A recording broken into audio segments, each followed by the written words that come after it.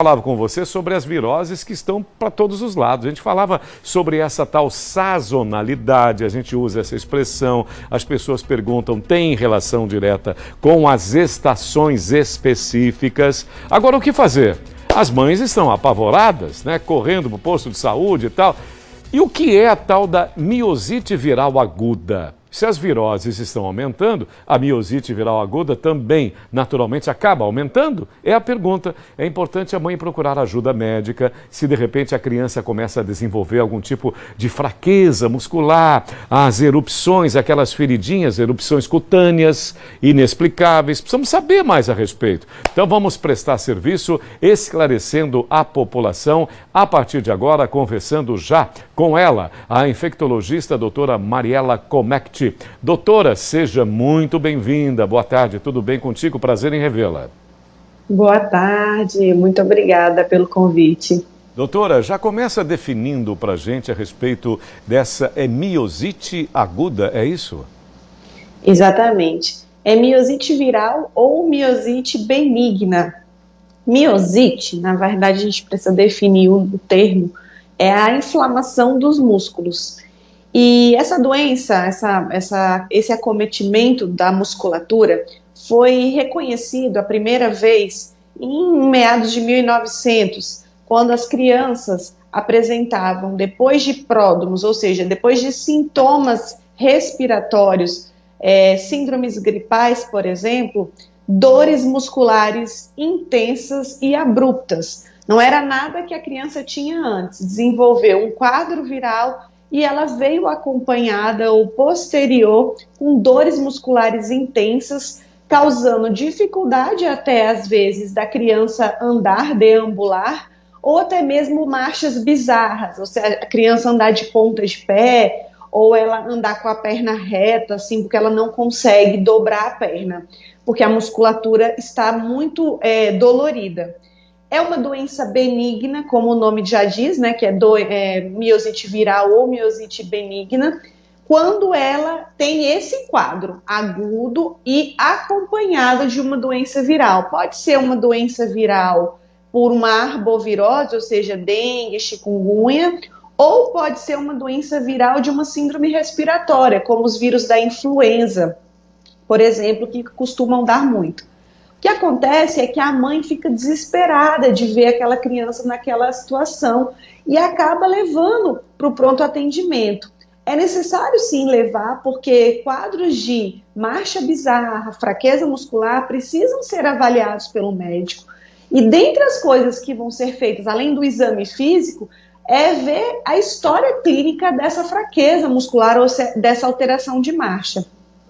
Se for diagnosticado que é uma miosite pós-viral, uma miosite viral ou uma miosite benigna, esse quadro ele é muito benigno mesmo. Ele costuma cursar aí de 2 a 7 dias e tem a recuperação completa de todos os sintomas das dores, da marcha e da dificuldade de andar. E o importante também, né, doutora Mariela, você que é mãe, é importante, a mãe sempre se preocupa demais com o seu filho, com a sua filha, que a mãe possa, até de certa maneira, digamos assim, se acalmar, no sentido de que ela entenda que então é uma consequência das outras doenças. É isso? Seria reflexo das outras doenças com esses sintomas que você nos apresenta.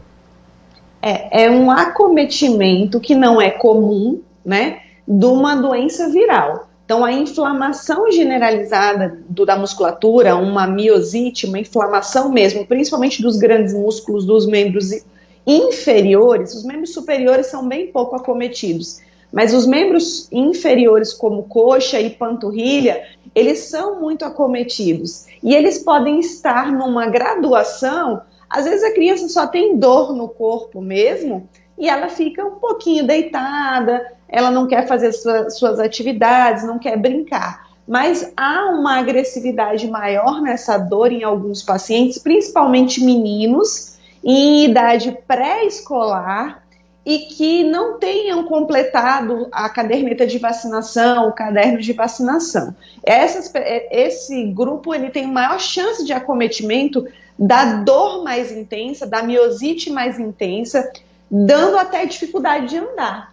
Então, para que seja feito um diagnóstico diferencial dessa dor, que é uma dor que a criança limita a criança a andar, é muito importante que leve sim a criança ao médico para que seja feita a avaliação e seja feito o diagnóstico diferencial, porque eu entendo como mãe a grande preocupação de uma criança que teve febre, tosse, coriza e está tão prostrada a ponto de não querer andar, é muito preocupante. Então deve ser levado ao pronto atendimento, deve ser feito exames, porque existem sim casos muito benignos, como eu disse, mas poucos e raros casos podem ter algumas complicações, como a rabdomiólise, que é a lesão das células musculares quando há uma agressividade maior, e aí você tem a liberação de moléculas muito grandes inflamatórias na circulação e o rim não consegue filtrar. Então você pode ter lesão renal e até mesmo um escurecimento da urina, aquela urina cor de Coca-Cola.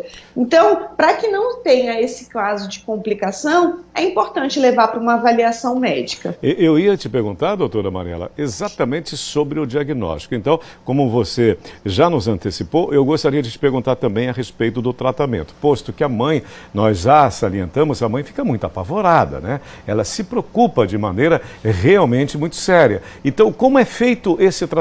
Como é o desenvolvimento do tratamento? Isso, o diagnóstico, como eu disse, é um diagnóstico do exame físico. Essa criança vai ser examinada, vai ser coletado todo um histórico para entender como essa criança era antes, como ela estava nos dias anteriores e quando foi que iniciou todas essas queixas. E o tratamento, ele é um tratamento sintomático. A medicação para dor vai ser oferecida para a criança, repouso, hidratação, e em torno de 2, 3 dias aí essa criança já está brincando novamente. Muito bom, excelente notícia. Só para a gente fechar, existe algum procedimento de prevenção, doutora?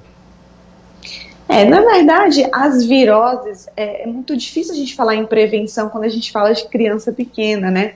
Mas é importante que as mães saibam que nós estamos atravessando o período de outono e inverno, é um período de grande circulação de vírus respiratórios, ou seja, de transmissão através de tosse, espirro, mãos contaminadas. Então, se a sua criança está doente, ou se você sabe que aquele ambiente onde você vai tem crianças doentes, não leve seu filho, né? Evite de levar seu filho em ambientes fechados, com aglomeração nessa época do ano.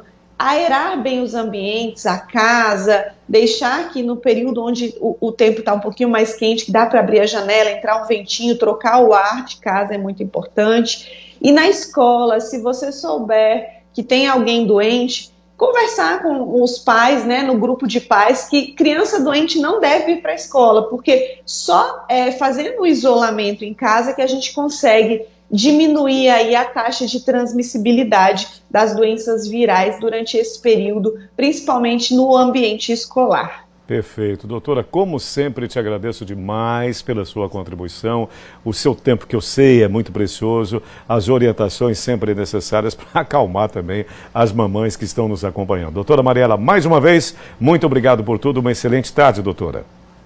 Eu que agradeço, uma excelente tarde a todos. Tchau, querido.